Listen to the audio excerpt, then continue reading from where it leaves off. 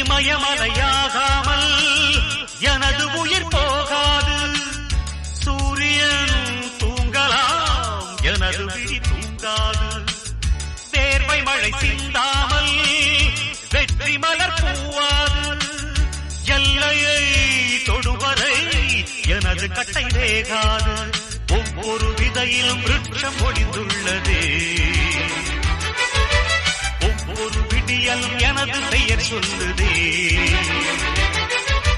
பணம் புகழும் உனது கண்ணை மறைக்கிறதே. வெற்றி நிச்சயம், இது வேத சத்தியம்.